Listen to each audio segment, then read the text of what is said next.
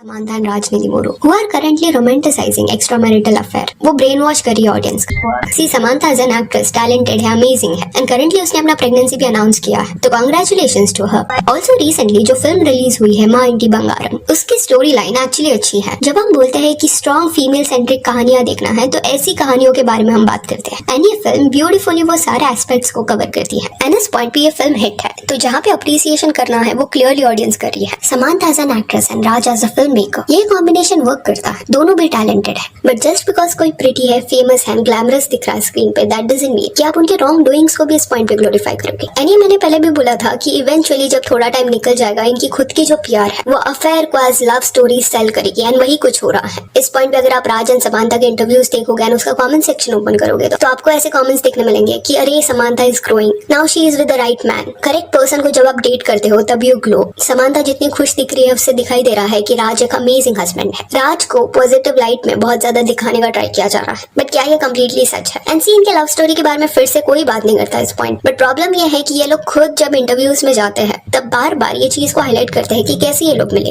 And conveniently शामिली day जो राज की ex wife, उसको कन्वीनियंटली स्टोरी से बाहर निकाल देते हैं। माँ इंटी बंगारम ये फिल्म के प्रमोशंस के दौरान अगर फिल्म के बारे में बात हो रहा होता या करंटली जो चल रहा है उसके बारे में बात हो रहा होता तो अंडरस्टूड है। बट क्या हुआ कि समांथा जो है उसने फिर से ये चीज को हाईलाइट किया कि जब वो अपने लो फेज में थी राज ने उसको बहुत ज्यादा सपोर्ट किया एंड वो उस फेज के बारे में बात कर रही थी जब उसका जस्ट डिवोर्स हुआ था एंड राज निधिमुरु ने उसको एक्सट्रीम सपोर्ट दिया था। एज अ फ्रेंड वो वहाँ पे प्रेजेंट था and then she even stated कि रिलेशनशिप्स जो होते हैं वो कॉम्प्लिकेटेड रहता है। रिलेशनशिप को अगर वर्क करना है तो दो जन लगते हैं एंड कभी भी ये मत सोचो कि आपको आपके पार्टनर की जरूरत है आपको कंप्लीट करने के लिए। तो ये स्टेटमेंट में कोई इशू नहीं था। तो रिलेशनशिप्स कॉम्प्लिकेटेड होते हैं, ये डिस्कशन जो था इसमें कुछ ज्यादा इशू नहीं था। बट समांथा के केस में काफी बार ये देखने मिला है कि वो लोगों को रिलेशनशिप एडवाइस देती है, मैरिज एडवाइस देती है एंड ये सिर्फ समांथा के केस में नहीं, कई और कपल्स के केस में दिखने मिला है कि उनके पास उतना एक्सपीरियंस नहीं होता है, 1 या 2 ईयर का उनका रिलेशनशिप रहता है, स्टिल वो लॉन्ग टर्म रिलेशनशिप कैसे मेंटेन करना है इसके बारे में बात करते हैं कि आपको कैसे करेक्ट पार्टनर को चूज करना चाहिए। बट आई फील ऐसे एडवाइसेस वो कपल से लेना चाहिए जिन्होंने एक्चुअली पूरा लाइफ देखा है एंड उनको पता है अप्स एंड डाउन्स के बारे में। बट समांथा एंड राज निधिमुरु का जो भी रिश्ता है उसको आप एक आइडियल रिलेशनशिप के पोजीशन पे नहीं रख सकते। इनके रिश्ते से इंस्पायर होने की जरूरत नहीं है। बट जब भी समांथा बात करती है कि कैसे वो राज को मिली, एंड समांथा इसलिए बोला जा रहा है क्योंकि राज इतना इंटरव्यूज में अपने लव स्टोरी के बारे में बात नहीं करता। तो समांथा जब उसको एड्रेस करती है तब एक सैडनिंग रियलाइजेशन ये होता है कि समांथा दो अपने लो फेज में थी, उसको लोगों की जरूरत थी एंड राज उसके लिए एज अ फ्रेंड वहाँ पे अवेलेबल था। बट राज उस पॉइंट पे मैरिड था एंड शामिली डे वो पर्सन है जिसने राज को उसके लोज एंड हाइज के दौरान सपोर्ट किया है। बट सैडली उसके हस्बैंड ने उसको एंड में डिच कर दिया। तो ऐसे पर्सनैलिटी को इस पॉइंट पे आइडियल हस्बैंड का टैग कैसे दिया जा सकता है? एंड जब लोग ये कमेंट्स में बोलते हैं that we should support women, I completely agree with it, but I would support Shyamali day.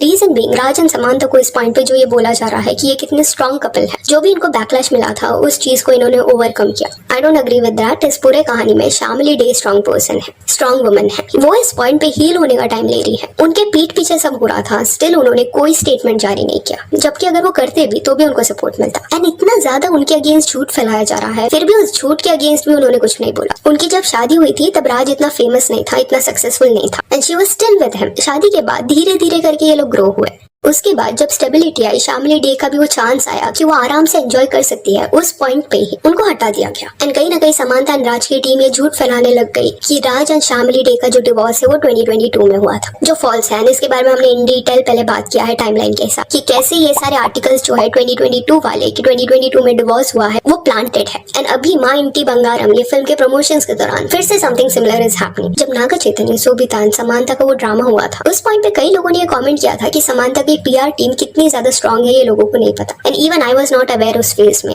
But अभी ये देख के समझ आ रहा है कि समांथा की पीआर टीम कितनी ज्यादा स्ट्रॉन्ग है। See again I am saying this कि फिल्म को प्रेज करो, एक्टिंग को प्रेज करो, पर ये मत अजम्पशन बनाओ कि क्योंकि कोई एक अच्छा एक्ट्रेस है तो डायरेक्टली ऑफ स्क्रीन भी उनकी काइंड एंड जेन्युइन पर्सनैलिटी बन जाती है। राज निधिमुरु ने जो किया है वो क्लियरली चीटिंग है। आइडियल स्टैंडर्ड्स नहीं है ये एक पार्टनर के लिए। एंड सर्टेन लोग कमेंट्स में ये भी लिखते हुए दिखाई दिए हैं कि हमें थोड़ी पता राज जो है वो शामिली के साथ खुश था कि नहीं। तो यहाँ पे ये बात समझो कि शामिली डे के जो वेल विशर्स है उन्होंने सर्टेन डिटेल्स रिवील किया है जिससे ये समझ आ रहा है कि शामिली को ये सब हो रहा है ये आइडिया ही नहीं था, सडन था। उन्हें आइडिया ही नहीं था कि उनके मैरिज में कोई इशू है। एंड ये उनके सोशल मीडिया पोस्ट में भी दिखेगा। वैलेंटाइंस डे ये लोग मना रहे हैं, एनिवर्सरी ये लोग मना रहे हैं। स्विच तभी हुआ राजनीति मोरू जब उसने समांथा के साथ काम करना शुरू किया। तो ये जो कहानी बताने का ट्राई किया जा रहा है कि मैरिज में इश्यूज थे, उसके बाद समांथा से वो मिला, फ्रस्ट्रेटेड था, इस वजह से ही डिसाइडेड कि वो अपनी वाइफ को छोड़ेगा। ये अगेन सच नहीं लग रहा। ऐसा लग रहा है कि जो स्टोरी से सिंपैथी मिले उनको सर्कुलेट किया जा रहा है। नॉट सेइंग दिस कि अगर एक मैरिज में आप खुश नहीं हो तो उसको कंटिन्यू करना ही चाहिए, ये कोई नहीं बोल रहा। जस्ट दैट इस पॉइंट पे आप नेटवर्थ देखो। समांथा ऑलरेडी सक्सेसफुल थी, उसका 100+ करोड़ का नेटवर्थ है। राजनीति मोरू का अभी जाके 85-90 करोड़ का जो भी नेटवर्थ है वो बन रहा है। एंड वो भी वो बिजनेस वेंचर की वजह से, जिसका बिहाइंड द सीन में शामिली डे भी पार्ट थी। बट अभी कन्वीनियंटली वो वेंचर का भी पार्ट नहीं दिखाई दे रही, उनको डायरेक्टली साइडलाइन किया गया है। इतने ईयर्स जो उन्होंने इन्वेस्ट किए हैं, क्या उनको हक नहीं है वो रिटर्न्स का? क्या उनको हक नहीं है वो सक्सेस देखने का? सेपरेशन के बाद भी अगर शामिली डे को अबैंडन नहीं किया जाता, वेंचर का पार्ट रखा जाता, तो समझ आता कि हाँ आप उनके कॉन्ट्रीब्यूशन को एक्नॉलेज कर रहे हो। बट कई केसेस में ये देखने मिलता है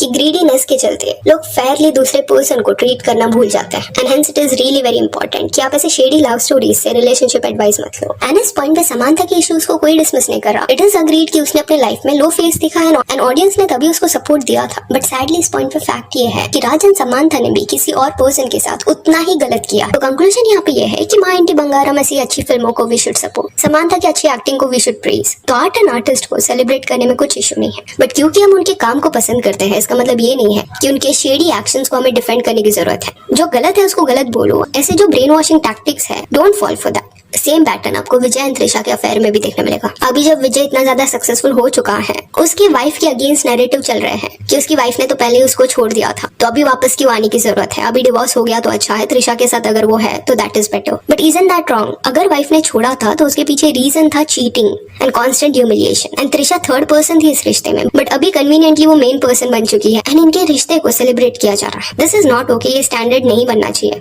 क्योंकि एक बात समझो कि आप हमेशा यंग नहीं रहने वाले। ये दोनों कहानी में यही हुआ है। सोचो आपका पार्टनर ऐसा कुछ करे। जब आप यंग थे, दोनों प्यार में थे, शादी कर लिया आपने, बट सडनली 10 इयर्स बाद जब आप अपने 40s में हो एंड अभी कहीं ना कहीं सक्सेस को एंजॉय करने का फेज है, तभी सडनली आपका पार्टनर आपसे बोर हो चुका है, they found someone younger and अभी आगे की जो जर्नी है वो उनको उनके साथ कंटिन्यू करना है। इट इज लाइक कॉन्स्टेंटली एक शाइनी चीज के पीछे भागना। इससे भी और शाइनी एंड ग्लिटरी क्या है? तो जिनके साथ ये हो रहा होगा, क्या आपको नहीं लगता वो लोग रियल विक्टिम्स हैं एंड उनके स्टोरी में हमेशा सामने वाला विलन ही रहेगा? एंड जिनके मॉरल्स वैल्यूज एक्चुअल में स्ट्रॉन्ग रहते हैं, वो ऐसे किसको भी अबैंडन नहीं करते। ऑल्सो कुछ आर्टिकल्स भी थे जिसमें ये लिखा जा रहा था कि समांथा इनडायरेक्टली सोबिता को शेड करी है। वो जो लाइन था, रिलेशनशिप्स कॉम्प्लिकेटेड रहते हैं एंड 2 लोग लगते हैं उसको वर्क करने के लिए, एंड किसका वेट मत करो तुमको कंप्लीट करने के लिए। Look for someone else to complete you and you feel incomplete and wait for that person to complete you.